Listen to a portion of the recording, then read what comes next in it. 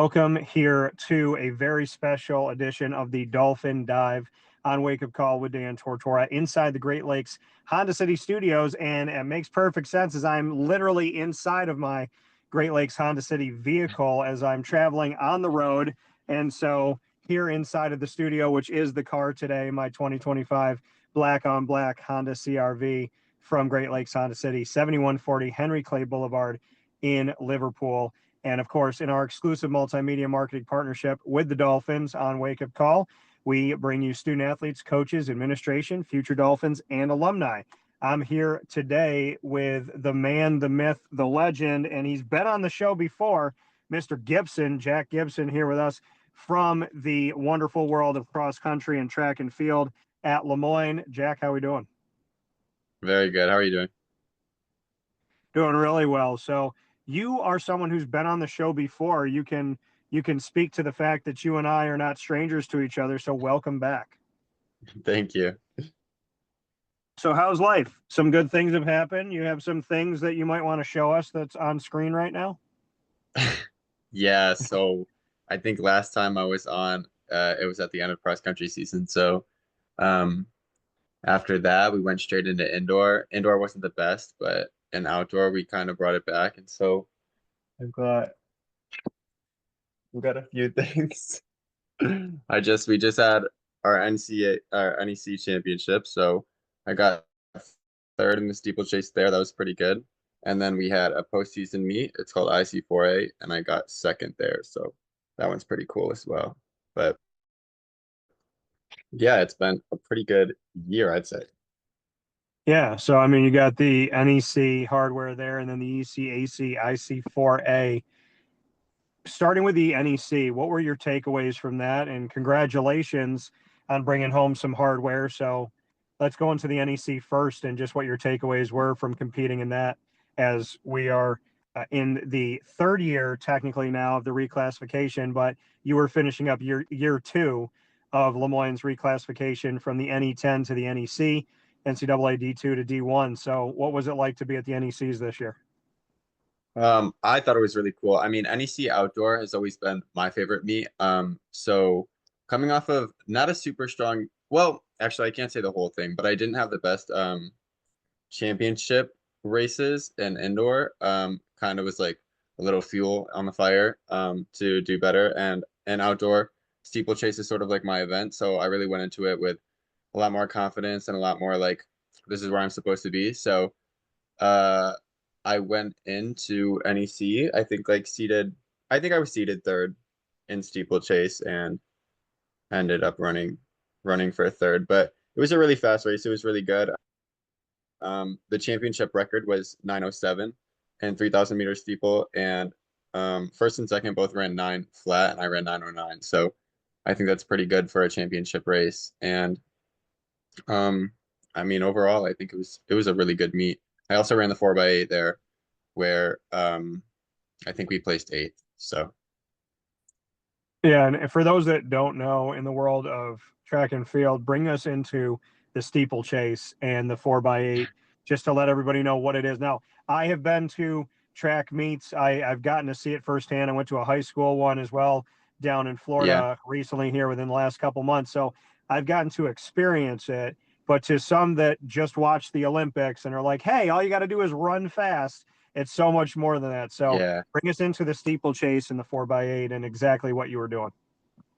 Yeah, so the most championship meets are like 2-day meets. So in the 4x8 was the first day. I raced my 3,000 steeple final on the second day, but the first day we had the 4x8, so that's a 4-person relay where everyone runs 800 meters. It's 2 laps.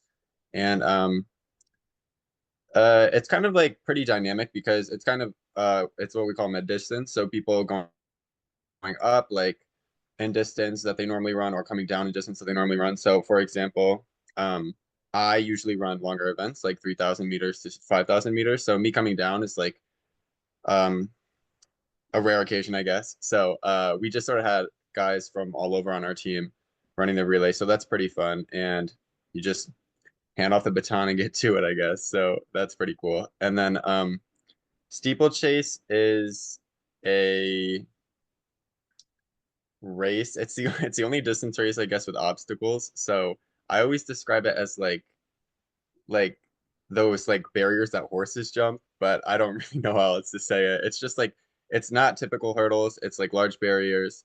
Um, and there are five around the track.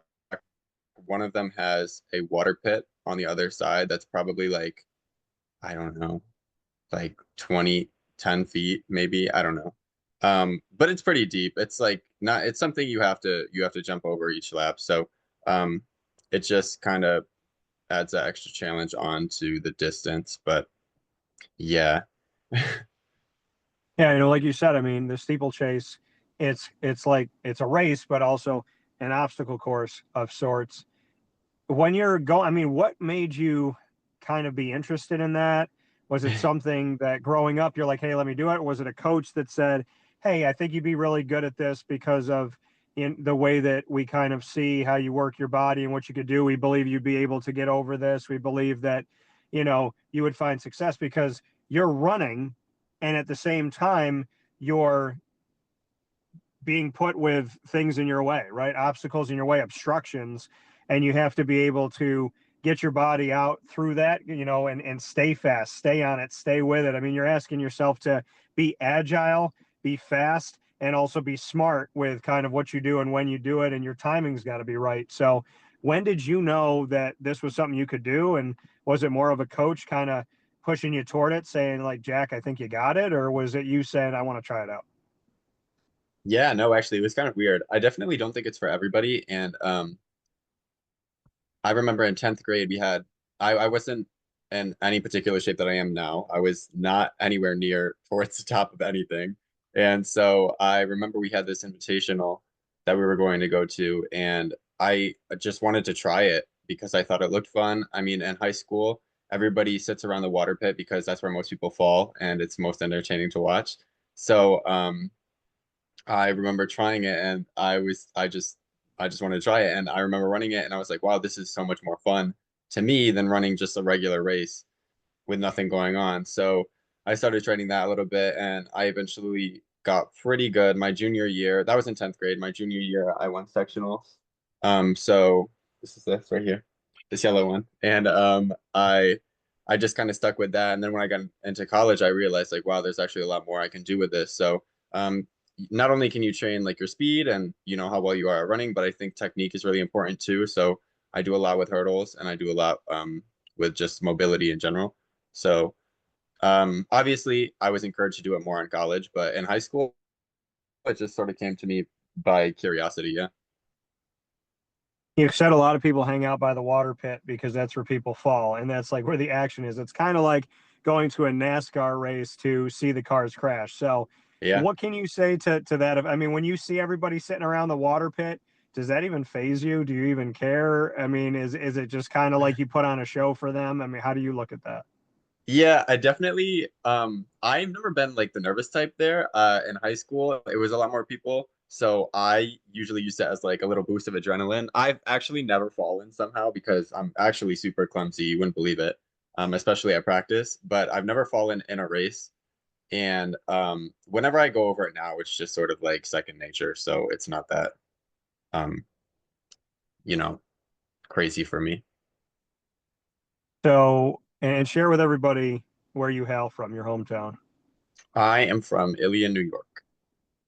So, Ilian, because you talked about winning sectionals, how would you describe Ilion to someone who's never been there before, never Man. experienced it? What would you say? It's really small. I would say that if you're from here, actually, even if you move here, you're gonna know everybody within like a few months. Everybody knows everyone. I mean, you can probably just walk outside and see four people you know and go say hi to them. So it's a really small town that's like very community based.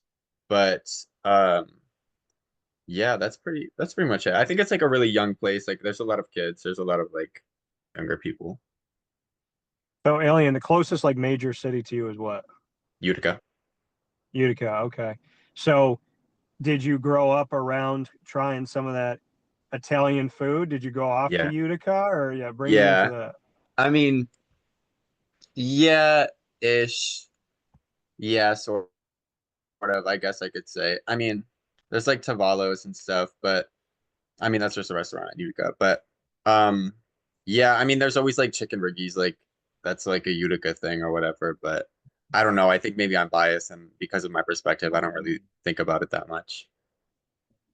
So do you have, I mean, if you go home and you're an alien, I mean, like you said, being back at home, what do you do? Where do you go? I know you said it's small and whatnot, but do you have a place that you eat at? Do you have Yeah. something you like to do? Is there a place you like to run when you're just kind of clearing your head?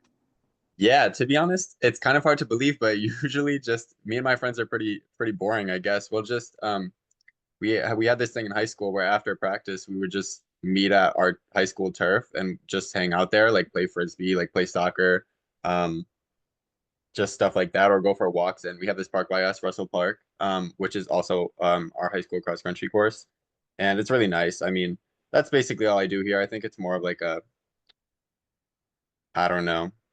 There's not like a ton to do. Like we don't go to movies. We're not going to like watch like a hockey game or anything. It's just more like get outside and do something with your friends, of So when course. you, so when you're a kid and you're growing up and your parents said, go outside and, go do something with your life on a Saturday, come back at 5 o'clock for dinner. What were you doing? What were Oh you man, doing? we were trying everything. I still love, I like love riding bikes. I don't know why that's like such a young kid thing now because I would just go ride my bikes with my friends like whenever I wanted.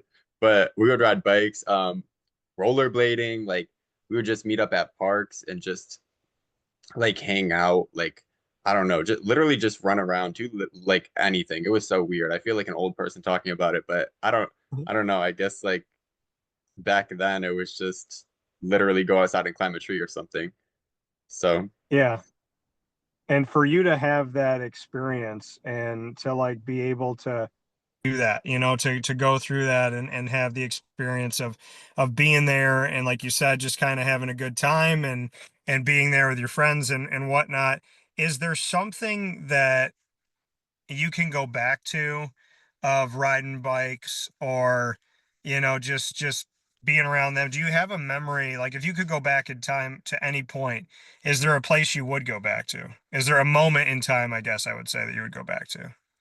um yeah, I think especially when I first started sports and like being an athlete and stuff, I was really serious about making all the right decisions. And I think sometimes that was kind of a negative way to look at stuff because I think most importantly, like you get better when you have fun and stuff. So I would Yeah. probably go back to when like I was a freshman or sophomore in high school and just like chill out a little bit, take things not as serious and maybe just have more fun. So for you, I mean, looking at the career now, has it hit you yet? I mean, we're talking about high school and here we are talking about college. Is it hitting you kind of where you're at in life at this moment? In what sense? In a sense of like how time kind of flies. Oh yeah. I mean, I think maybe if I wasn't as as good as I did, maybe if I wasn't where I wanted to be, I would be like, oh man, it flew by. But to be honest, I think I got everything I could out of it. So to me, it doesn't feel like, wow, like everything flew by and it's all over. Like I can't get anything more because I think I got what I needed from it and I really enjoyed all of it. Of course, like afterwards you look at it and you're like, wow, I just started college yesterday and it's over now. But Yeah. for me, like I did everything I could. I had the most fun I could with it. And I mean, this year in particular has been crazy, but I love that because I'd rather just be that than super boring and nothing happens or I don't get better or people I know don't get better. So I liked my experience and I don't think it flew by or anything. I think I utilized it. Like you said, you felt like you got a lot out of it. You, you don't feel like you left anything on the table. You feel like you finished strong and all of that. I mean, for you personally, to be able to say that, to look back on it and say, I'm happy. I'm happy with my effort. I'm happy with my performance. I'm happy with what I did while I was in college. Is there a piece that starts to come over you in that sense to say, like, I'm not living with regret. I don't think I could have turned around and done better. I mean, you smiling and saying like, "Hey, I got out of it what I needed to get out of it. I mean, not everybody could say that about experiences. So how Yeah. do you feel in this moment? Is there a peace in knowing that you showed up?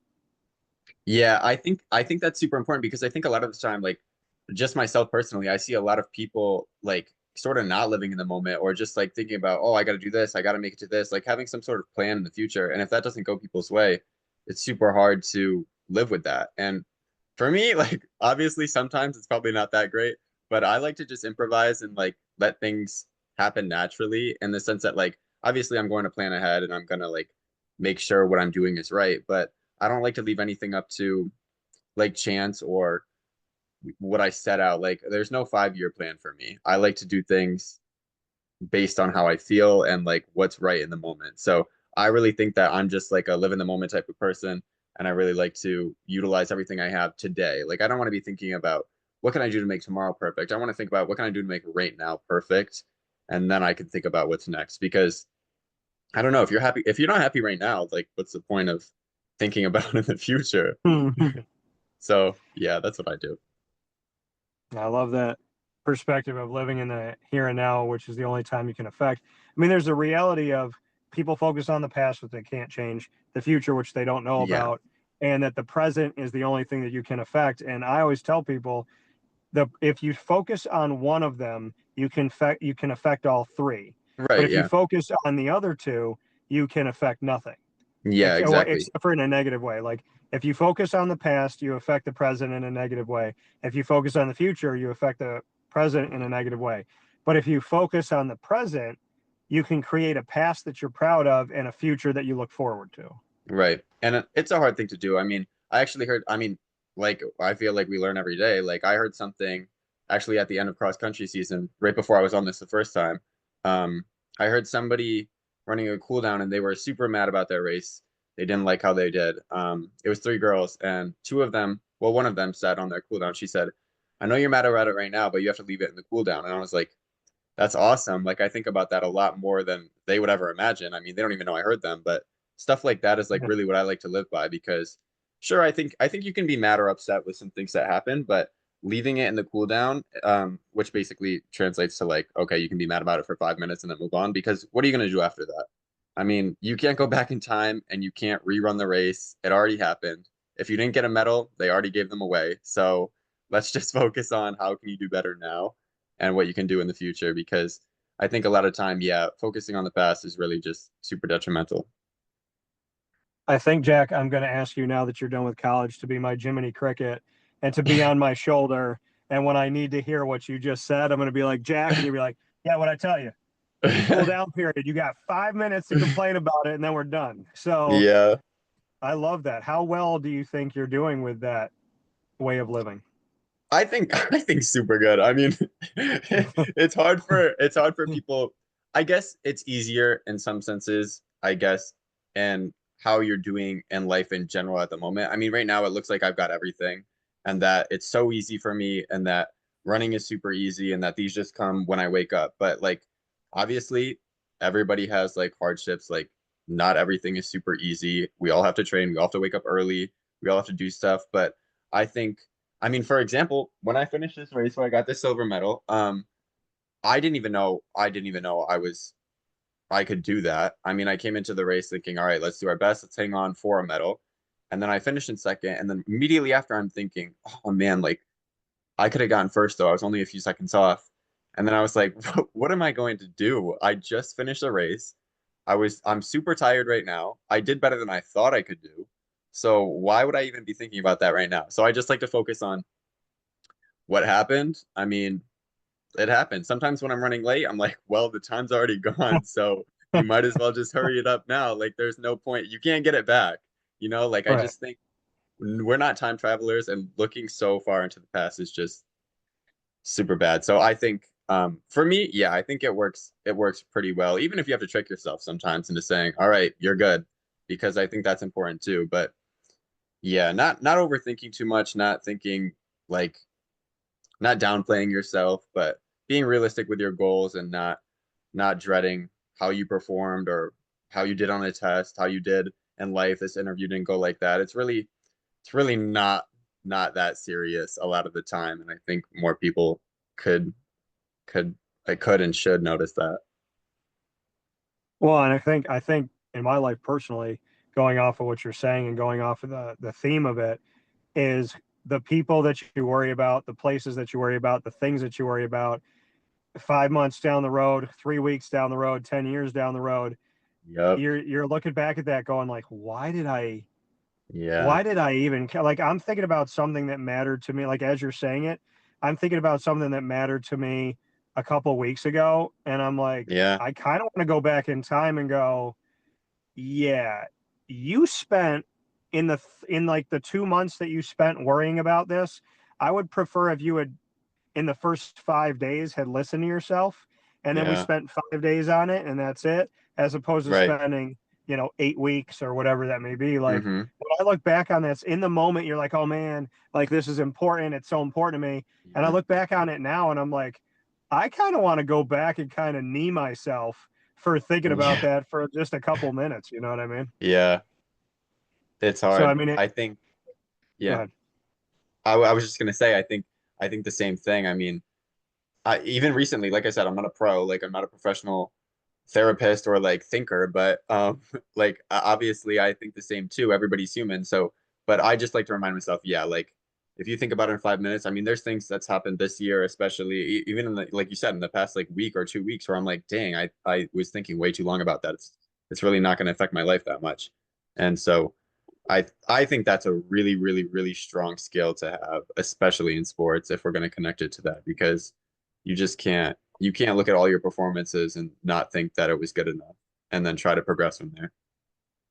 Yeah, no, and I love that. Having a short memory. What I have socks from Ted Lasso that have goldfish on it and it says be a goldfish because a Hmm. goldfish's memory, it's Yeah. it's like they forget so quickly. And if only human beings could experience something that was, depressing or detrimental or negative Yeah. or, sad, and then we could just forget about it and go on Yeah. to the next and treat it like, okay, you know what, this is going to be the best moment ever. So I love the theme. I love that it's a lifestyle. I love that you're doing this.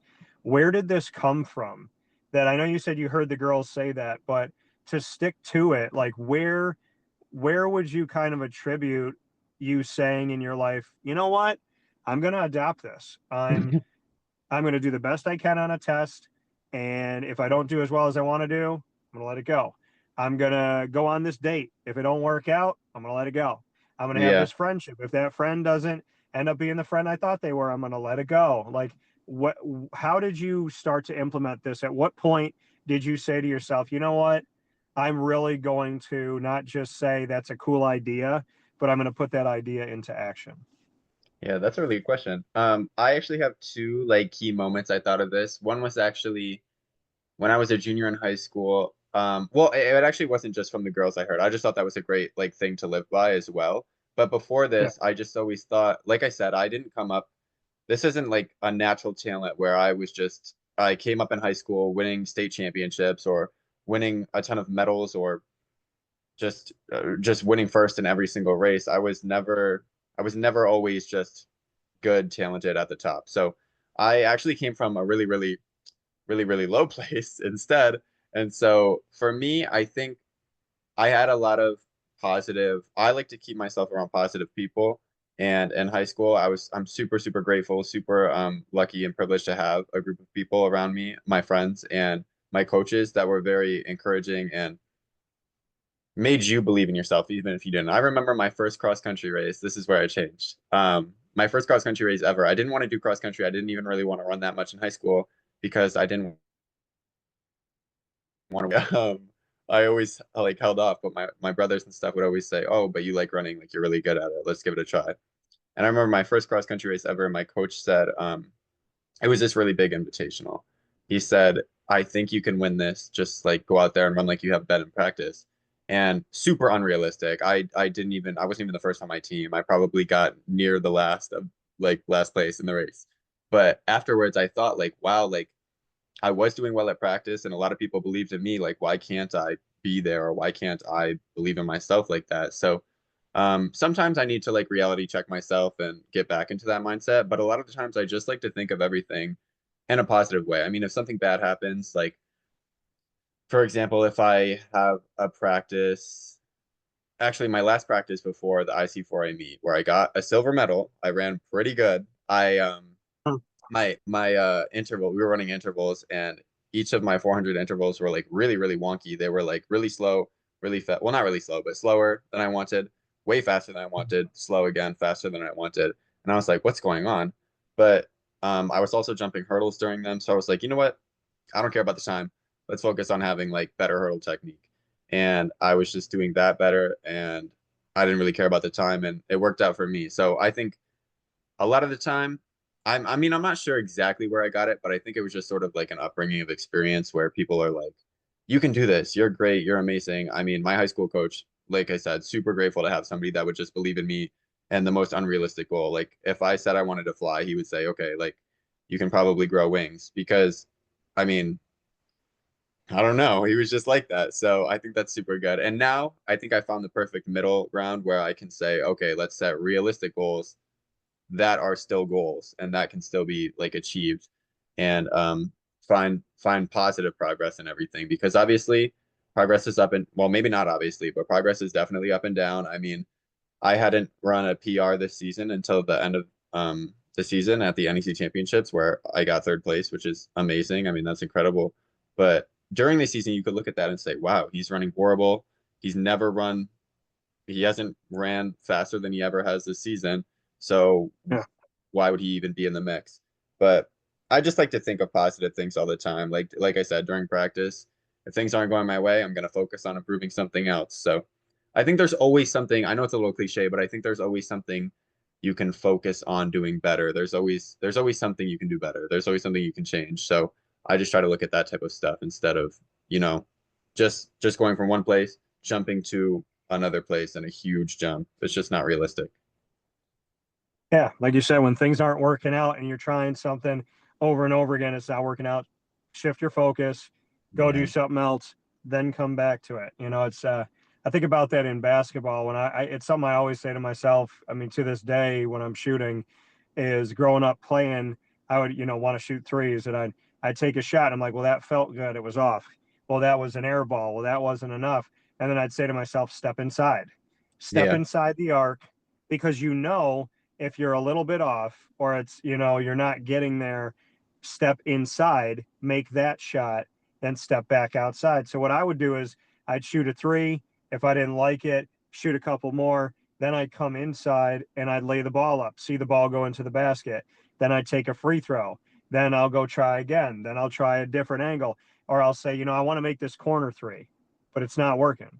So I would Yeah. go to the top of the key, I would go to the wing, I'd make a couple there, I felt good, I wouldn't even be thinking about the corner. I'd do a bunch of other stuff, and then I'd end at the There you go. corner. So it's just that like shifting of the focus of saying like I could do the definition of insanity and keep going after the same thing over and over again and saying it's not working, or I could Yeah. take myself out of it. And it's the same with work. It's like, I could go work on this meeting that I have. Well, I got to do my taxes. Well, I got to make Yeah. this phone call. Okay. Well, let's work on the meeting. All right. The meeting, I'm trying to work out a template. I can't figure it out. Okay. So go work on your taxes for an hour, come Exactly. back to it. I don't want to make that phone call. All right. So make the phone call in an hour. You know that they close at 4, it's 1 o'clock. So it's just kind of like knowing where you're at, because sometimes we don't know. Sometimes Hmm. we don't know why, like, I'm sitting here today and this is bugging me, or I can't seem to get a clear mind on how I want to create this. And every other day I don't have an issue writing up a partnership plan, but today I'm stuck. So coming out of it, mowing the lawn, calling a friend, and going back, I mean, we're talking about something that people should think about, but if you shift your focus and you just take a break, there's nothing wrong with like even just saying, you know what? My head's foggy today. I'm going to take a shower and I'm going to turn on my favorite sitcom and then I'll come back to it. I mean, just giving Yeah. yourself an opportunity to take a step away, because sometimes all you ever need is to just get perspective by getting away from it for a second. Hmm. I agree. So I love this conversation. I feel like Jack, I you could be a therapist, Jack. So so what are we going for now that we're finishing up in our collegiate world? What's the next step? Where are we going? What is the next chapter for Jack Gibson? so I am in terms of running, I guess the next thing is going to be the Boilermaker, if you've heard of that. Yes. It's just a big race in Utica. Last year I just sort of ran it for fun and just to see what I could do, but I guess now I'm gonna be training for it in particular just to see what I can really do. Okay. So hopefully that'll go well. And then I am looking to work for a little bit, and I'm actually gonna go back to school to get an MBA. So Okay. that's next year. So yeah, So are you going to be staying at Lemoyne? no. I'm Okay. gonna, yeah. I have a few colleges I don't want to say just in case because I know a few people that'll watch this, but I don't. I have a few colleges in mind that I was planning on going to this next upcoming year in the fall. But I think for me, I need to take a little chill, a little rest. I'm gonna take like a gap year and then see where it goes from there.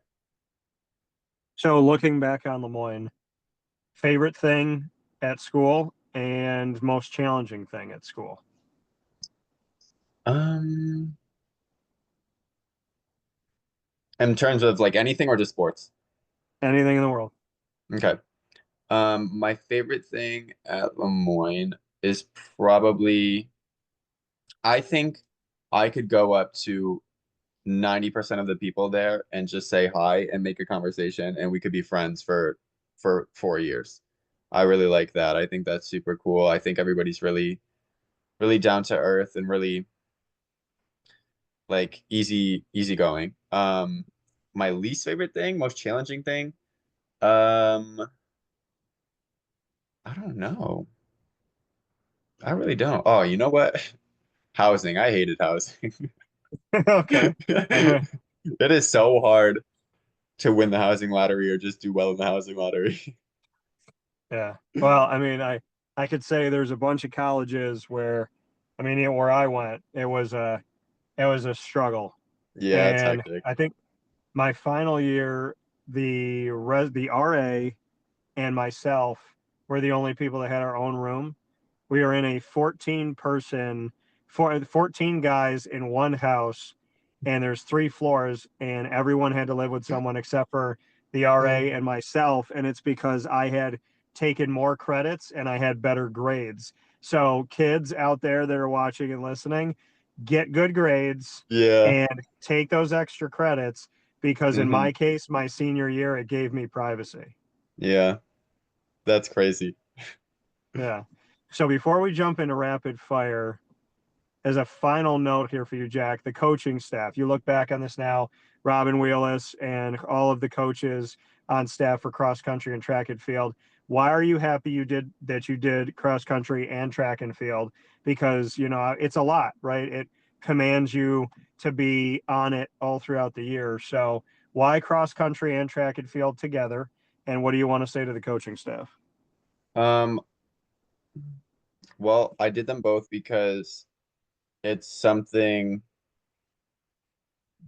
to me, I've just got to be doing something. I mean, for like general answer, but Yeah. also I think doing track, doing cross country, training every day is just sort of like something that keeps people together, not just myself. Like if you're I mean, I can go as far to say if I wasn't training every day, if I wasn't going to practice every day, I know grades would slip, like my social life would slip, like things like that would just also go down because I kind of like a whole package, like the collective, okay, I've got practice, I've got class right after, I've got lunch with my friends, then I have my second practice or maybe lift, and then go to bed early, do it again. Like I like a schedule like that, or at least some predictability. So I like that. And then as far as the coaching staff, I mean, everything for me has been has been super good. Obviously, um, like I said, oh, actually, this is a great thing to talk about, I guess. My coach in high school, like I said, like would believe in me doing anything, like super unrealistic goals. So meeting different coaching and stuff when I was a freshman, it's a hard transition for everybody. So for me, obviously, we're in college. Goals have to be much more realistic and set much, you know, just more realistic than what you think you can do. And so I think that perspective, like being introduced to that, really helped me change my goals and what I thought I could believe in myself for.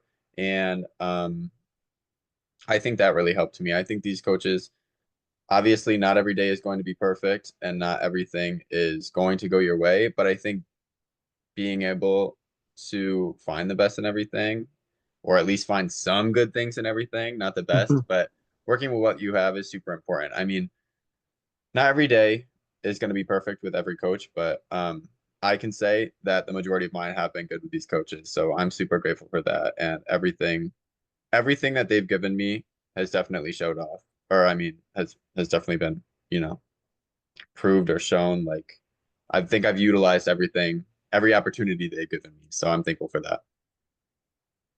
Very important question. Do you still believe you can fly? Yes. So let's jump into rapid fire. You can ask me anything in the world. What do you have for me? How did you get into podcasts and like social stuff like this? Yeah, I love bringing people together, and I've been a storyteller since I was little, 5 years old. Always had a big imagination, so I started drawing. Then I started typing when I was five, and I just loved creating. I started writing songs when I was like 13, 14 years old. And I just kind of saw in everything I did when I was creating a story, if I was talking about sports, if I was writing a song, it's all storytelling. Every single piece of what I do, comedy, is storytelling, right? It's the ability to tell this story and connect all these things together that maybe people wouldn't connect, and all these different things that can live on their own individually, having them each be something out there in the world and then bringing them together. I love the challenge of somebody saying to me, you can't, you Yeah, can't tell this joke and make it funny. You can't bring this one thing that you are telling in one story and connect it to this other thing. And I always say game on. So, I think for me, I mean, if in my ring, if you look inside of it here, there's a feather pen that's in my ring inside of the green.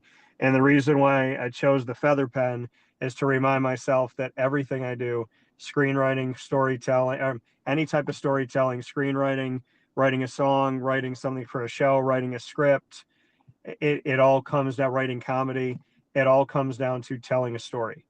hmm, And being a little kid with a big imagination and a desire and a heart to tell stories, being someone who believes they could fly, being someone who does not think there's anything I can't do. I just have walked with God the whole time and been surrounded by really good people in my family and people that have become family that have constructively seen the best of me even when I don't, and helped to raise me up when I need it. And so, I mean, why did I get into it? I'm a storyteller. And what do I hope to get from it? I hope to make the world a smaller place in a good way, show people that love exists in every nook and cranny. And if I can take a person who is beaten down, bruised, depressed, angry, negative, and I can help that light inside of them, I can help them light that candle, and I can see that start to flicker again and then finally be bright. I mean, that's my goal in life. that's awesome.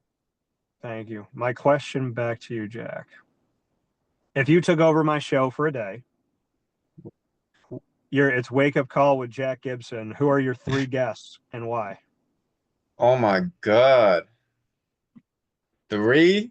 Okay, Yep. okay. Let me see. Um, um, um, um, um, um. Okay. Man, I don't know, actually. That's really hard. Okay, I want like three different perspectives. So I'm gonna go with a professor I had this past semester. His name was Dr. Oz. I can't pronounce his full name. Forgive me for that. If anybody's watching that knows that. But Dr. Oz. And I would also pick an athlete, track athlete. He doesn't race a ton anymore, but his name is Evan Jager. He is also a steeplechaser, and he has the American record. Because I've always liked him growing up, and I'd like to see what he has to say about running and stuff in general, because he's gone through a lot of injuries and stuff. And the third one, oh man, I think to be honest, a peer, like a peer or a friend that I know, um, that doesn't race or run or do anything like that, because I like I'd like to know their insights and their perspective on life outside of sports and stuff like that. So I can't really name any names, but I would probably think of one if I really had to do it. Okay. Yeah. Why Dr. Oz?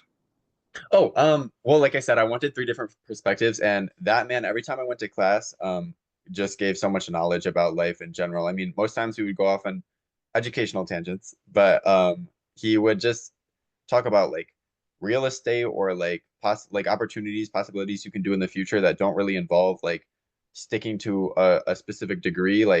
And like I said before, I don't like a 5-year plan. So I think like all the knowledge and insight he gave me was really important, because I really like knowing that, yes, I have a bachelor's of science in business analytics, but I don't have to be an analyst, or I don't have to do something. Maybe I don't even have to do something in business, like there's so many things you can utilize your strengths. And so I think I'm like a super social person. Like I know a lot about a lot of things. I don't have to be, just sticking straight to like scientific factual like cubicle office job stuff, when I can do a lot more things with other strengths I have.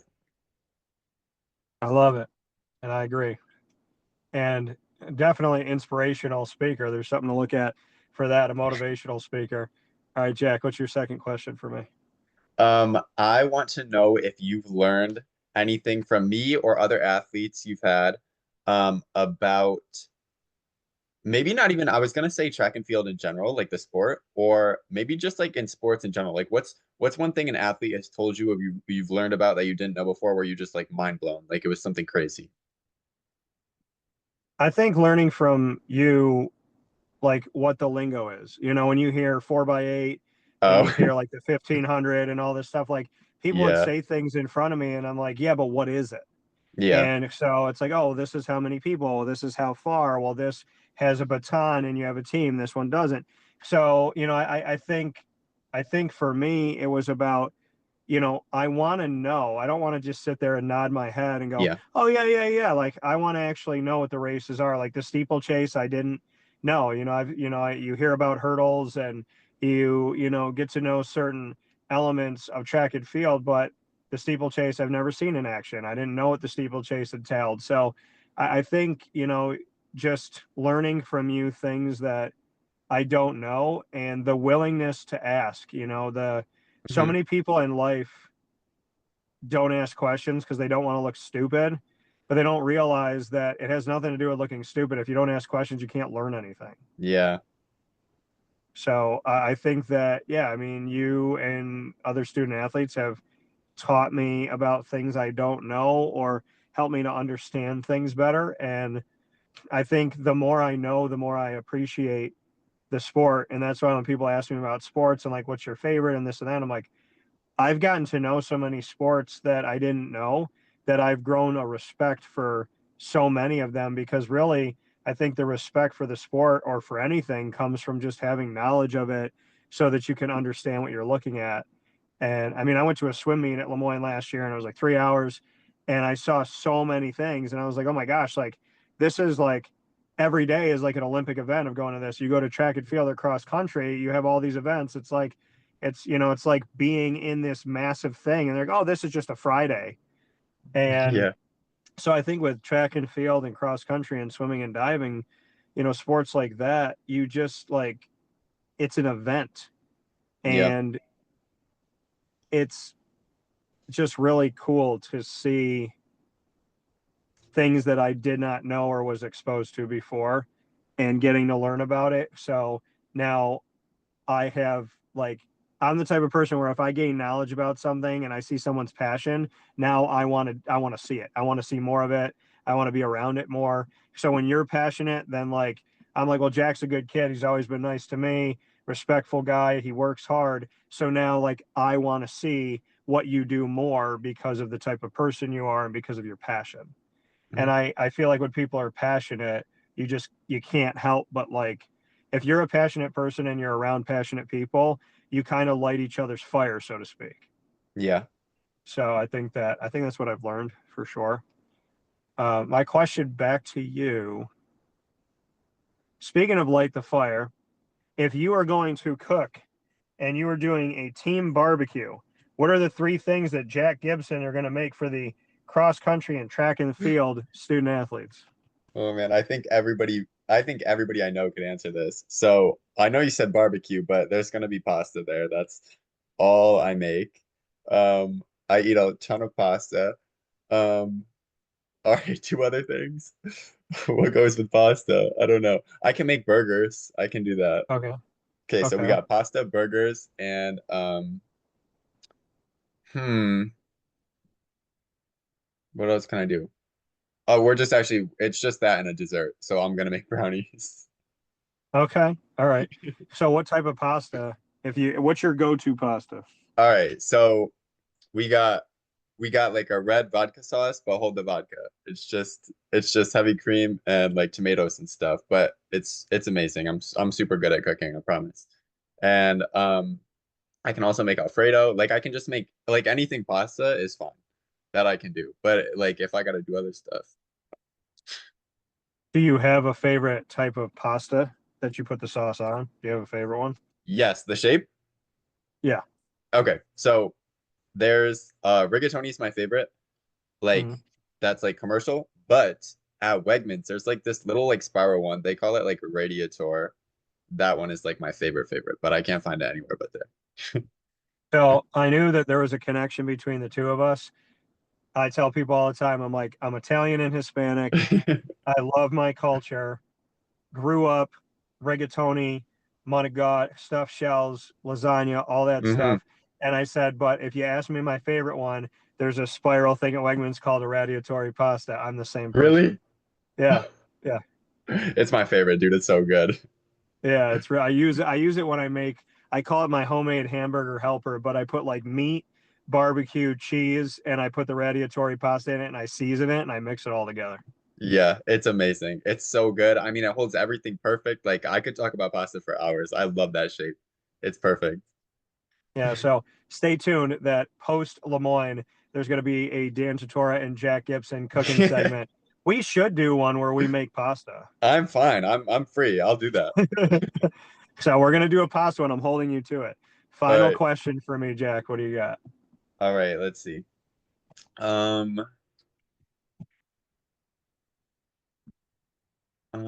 if you could go on a dream vacation anywhere in the world, where would it be? And you could bring one person. Who would you bring? Good question. I just went to Italy with my dad. So that was a dream trip. I would Awesome. say, thank you. I would say Spain to see my family there since I haven't been there. And I'm going to ask God for the assist and say, give me that woman in my life I've been searching for, and I will bring her to Spain. Okay, So got it. that's what I'll say. Give me my queen and I'll bring her to Spain. Awesome. Um, thank you. My final question for you. What's one place that you want to travel to that you've never been? And what's Oh, one place in the world that you would never, ever go to, no matter if somebody paid you to go? all right. So Greece is 100% my top ever. I've always wanted to go to Greece. I don't even know where the obsession came from. I like saw it in movies or something, but I'm going to Greece this August. It's happening with one Let's of my go. friends. And one place I would never go. Um, oh, you know what? Like, I think I would still go, but I would be super tweaked out if I saw like crazy spiders and stuff in Australia. or like snakes or something. Like I'm not trying to get eaten alive. So I would probably go for something there. I just want to travel like a ton of places, but either that or like I know South America has crazy stuff in their places too. So I'm not trying to get like a spider bite that kills me. So probably one of those places. Yeah, I can respect that wholeheartedly. I would have said like Newark, New Jersey, but Oh, like, no. If we're talking about the United States, I am not going to New Jersey ever voluntarily. I can double down on that with you for uh, sure. Oh man, that's a good pick spoke, actually. I'm with that.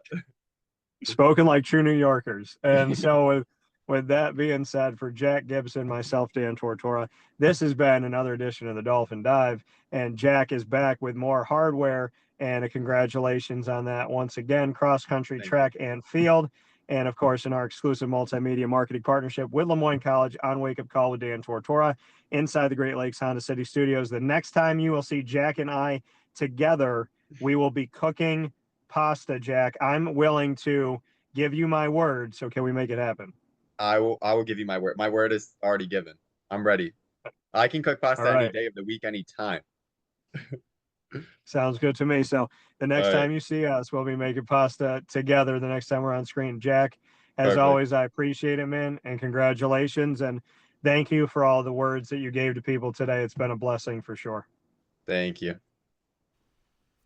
I want to thank you for tuning in to Wake Up Call with Dan Tortora inside the Great Lakes Honda City Studios, Monday through Friday from 9 a.m. to 11 a.m. Eastern Time on YouTube.com and Facebook.com, both /WakeUpCallDT for audio and video, and our live internet streaming radio that comes to you on WakeUpCallDT.podbean.com.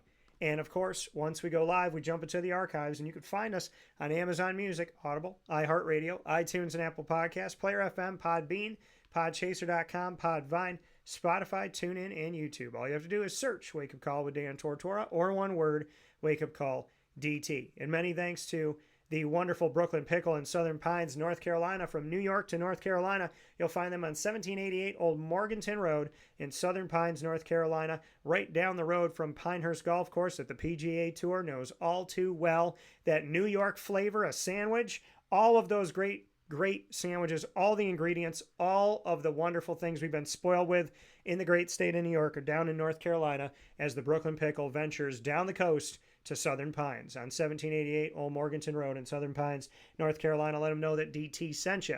And of course, many thanks to our team of partners in Central and Upstate New York, Great Lakes Honda City, where you can go Monday through Saturday for sales and service and get yourself new and used vehicles. If you want to tour what they have on the lot, go to GreatLakesHondaCity.com. You also get the phone numbers there for their sales and service at GreatLakesHondaCity.com. And I want to thank Great Lakes Honda City for over a decade of me bringing home vehicles that I have enjoyed. So many thanks to Great Lakes Honda City, our exclusive studio partner. Carvel DeWitt, the exclusive home of the DT Dolphin. It's our ode to the Moyne College Dolphins. You will find our DT Dolphin Sunday on site, on location, down the road from Moyne College on 4322 East Genesee Street in DeWitt, New York. Carvel DeWitt, the longest standing franchise in America with the DT Dolphin exclusive. And that is mint chocolate chip, whipped cream, and a cherry, hot fudge, green and gold sprinkles, and a chocolate dolphin jumping out of your whipped cream. Get it 7 days a week,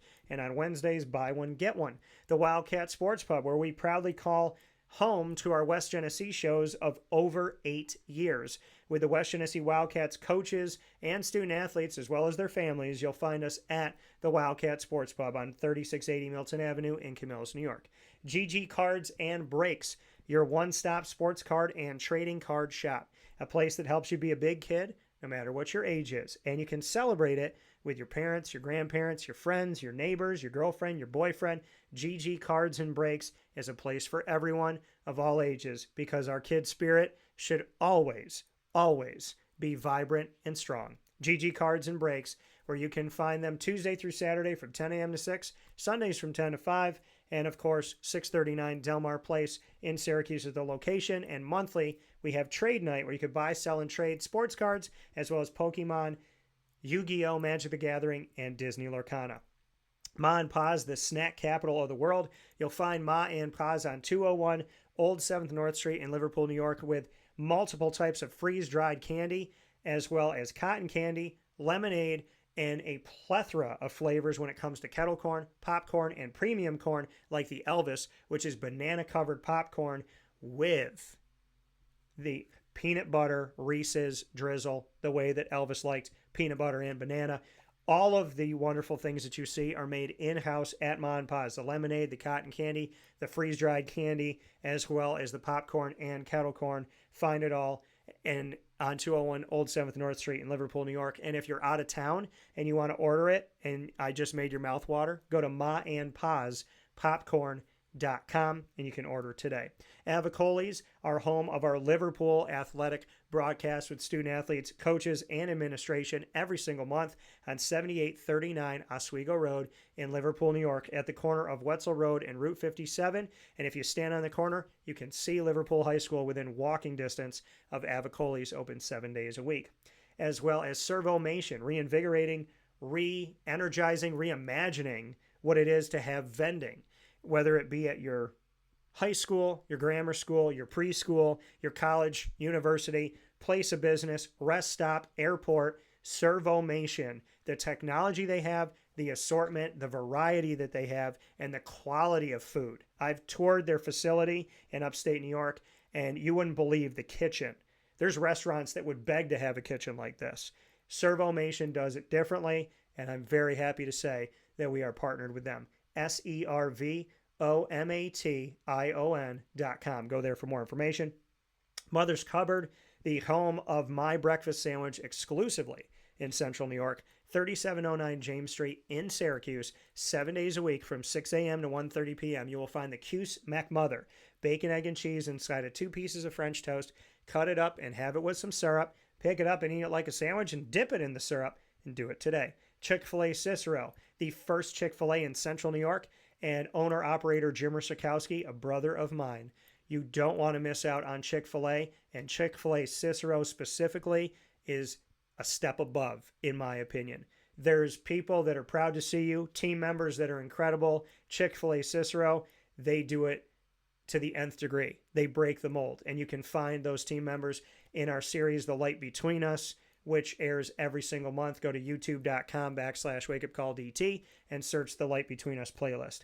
Canine Camp Dog Daycare. There's no better place to bring your dog out in East Syracuse. Daycare. Hey, we all got stuff going on, and sometimes we just have to drop our dog off so that our dog's not sitting at home in a kennel or just being at home by themselves. The daycare at Canine Camp Dog Daycare on 228 Old Bridge Street in East Syracuse, across from BJ's, is the perfect place to go because of Lorraine, because of Chad, because of the care, concern, and the service to our wonderful animals. Head over there today, and of course you can call them at 315-437-7110 or go online to K-9kamp.com. Pizza Man, who we absolutely love going every single month and having our Baldwinsville Bees broadcast at Pizza Man on 50 Oswego Street in Baldwinsville, New York. You don't want to miss any of those shows we do on site, on location, including Off the Rails with Al, featuring college football national champion Al Romano, who played with Tony Dorsett as a Pittsburgh Panther, and Hal's from Solvay. A lot of great things we get to do at Pizza Man. Love the Bees and appreciate the support that you have for their student athletes, coaches, administration, and families. And Brian's Landing, a place that we love to go out to in Jamesville. Brian's Landing, the menu that they have is eclectic. There's nothing on that menu where you sit there and go, oh, okay, like this is what the menu is because these 5 things are alike. No, everything is different. Something for everyone. 6523 East Seneca Turnpike in Jamesville, New York. The perfect place to go with a team, the perfect place to go with a friend, the perfect place to go on a date or bring mom and dad.